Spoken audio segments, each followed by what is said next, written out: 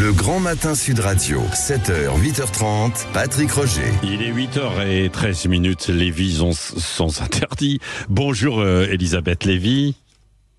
Bonjour Patrick, bonjour à tous. Bon alors Elisabeth Lévy, vous revenez sur la soirée électorale que vous avez regardée. Bah oui, c'était un peu un voyage dans le temps pour moi, ou plus précisément, on avait le spectacle d'un décalage, d'un choc spatio-temporel, parce que pendant que Jordan Bardella affirmait qu'il respecterait les institutions et serait le Premier ministre de tous, que sur les plateaux, il y avait des élus RN qui portent cravate à l'Assemblée et ont marché contre l'antisémitisme, et bien face à eux, il y avait des élus ou des représentants de la gauche et des macronistes, sans oublier les journalistes bien sûr, qui chantaient la ritournelle des années 80. Ainsi par exemple on a vu Julien Audoul qui a été réélu dans Lyon. Voyez-vous, Julien Audoul, il avait 2 ans au moment du point de détail de Le Pen, et ben Clémentine Autain lui a parlé de Vichy et de tout ça. En fait Patrick, c'est beau comme du Molière, c'est toujours la même grave maladie, l'extrême droite, vous dis-je. Alors donc comme la France est malade, eh bien il faut un cordon sanitaire, toujours la même histoire, pour isoler les électeurs contaminés. Donc, pour Gabriel Attal, oubliez le refus des extrêmes. Maintenant, c'est pas une voix au RN et toutes sortes de variations connues sur le front républicain, le fait qu'il faut empêcher le pire de se produire. Et d'ailleurs, pour éviter la peste brune, les macronistes ou certains macronistes, comme l'a dit Arlette, sont même prêts à favoriser des insoumis présentables. Voyez-vous, contre Hitler, il fallait bien s'allier avec Staline. Bon, c'est ce que vous dites, vous. Donc cette rhétorique est-elle efficace, Elisabeth? C'est tous les fascistes d'opérette devraient méditer la définition de la folie selon Einstein. C'est croire que les mêmes actions, les mêmes causes ne produiront pas les mêmes effets. Donc, ça fait des années qu'on donne des leçons de morale aux électeurs français. Ça fait des années qu'il faut monter le Rassemblement national. Cette fois-ci, au moins 10 millions, si j'ai bien compté, ont voté RN. Alors, de plus, si vous voulez, Patrick, c'est ce que voulait le président. Le peuple a parlé. Mais comme malgré 15 jours de prêche, il n'a pas dit ce qu'il fallait, eh bien, il faut vite le faire taire. Museler la démocratie pour la sauver, ce sera la ligne des grands médias qui sermonneront les lecteurs toute la semaine. Ils étaient déjà en mode mobilisation générale ce week-end. Et puis on aura les corps constitués et les artistes et tout cela qui marcheront en rang serré. Hier d'ailleurs, Avignon, le festival d'Avignon, est déjà entré en résistance. Bon, et puis il y a les titres de la presse, faire front, le bloc après le choc, enfin tout ce lyrisme à 2 balles que vous connaissez. Mais il y a peut-être plus grave. Hier soir, Aurore Berger disait dimanche prochain, soit il y aura une majorité RN, soit il n'y aura de majorité pour personne.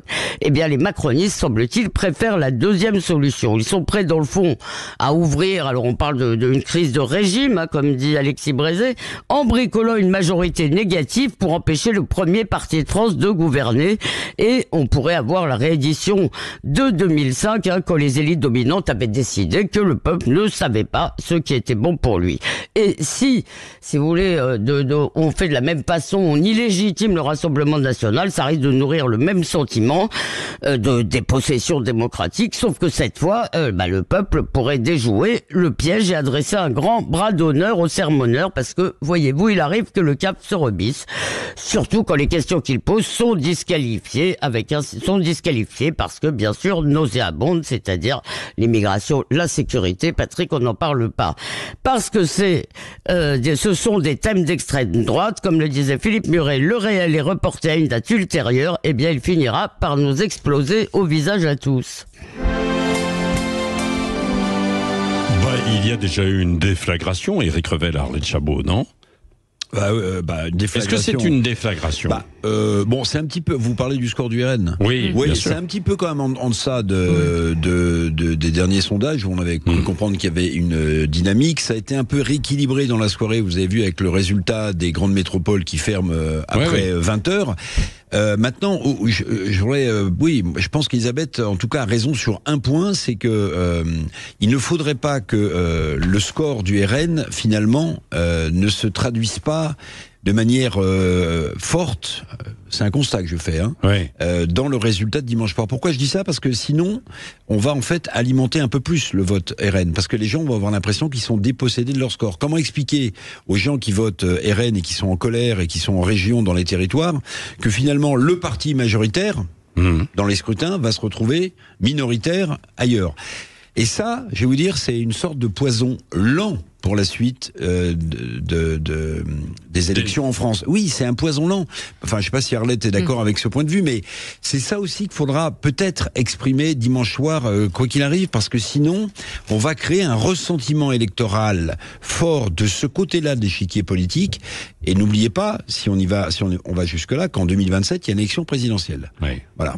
Arlette Chabot ? Moi, je suis assez d'accord avec ça. C'est effectivement, il ne faut pas que une grande partie, quand même, parce que les électeurs du Rassemblement national, ils ne font que augmenter. Leur nombre ne cesse de progresser, se disent on nous a encore volé la victoire. Alors, certes, le score est en deçà, évidemment, de ce qu'avaient annoncé les instituts de sondage.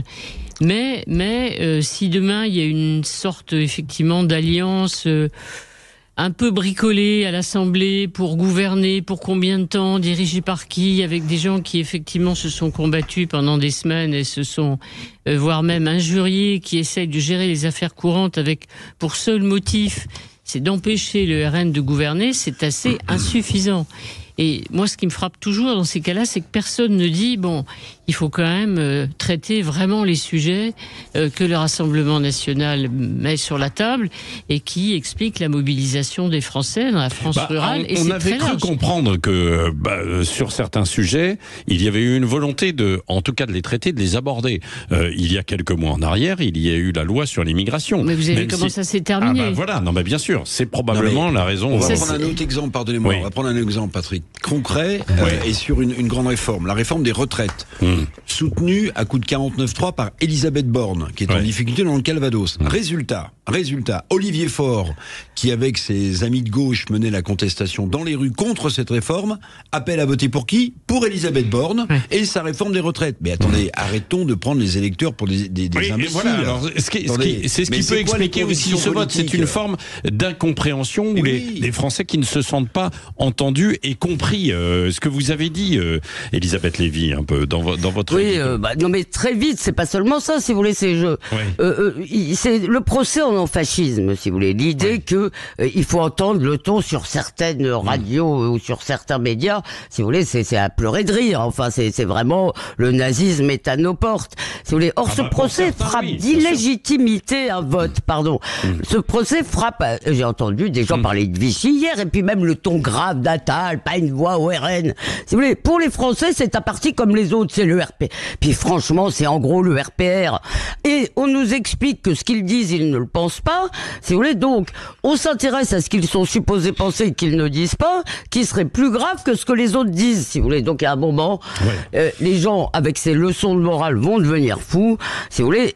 Et moi, je suis convaincu que cet antifascisme contribue évidemment, si vous voulez, à faire voter le RN, parce que comme l'a dit Arlette, et comme j'essaye de le dire depuis fort longtemps, si vous ne répondez pas aux questions que posent ces électeurs, eh bien, comme pour reprendre l'expression d'Alain Finkielkraut, on lui fait cadeau du réel. Voilà. Merci. Et mes amis. Merci Elisabeth Lévy. On poursuit dans un instant. Arlette Chabot, Éric Revel, bien sûr, et puis tous les invités de Jean-Jacques Bourdin tout à l'heure jusqu'à 10h et même au-delà, puisque bien sûr émission spéciale avec Valérie Expert et Gilles Gansman, André Berkoff ce midi et les vraies voix, notamment ce soir Philippe David, Cécile de Ménibus, 17h, 19h et un nouveau rendez-vous à 19h aussi pendant tout le Festival d'Avignon avec Christophe Meillan en direct d'Avignon de 19h à 20h.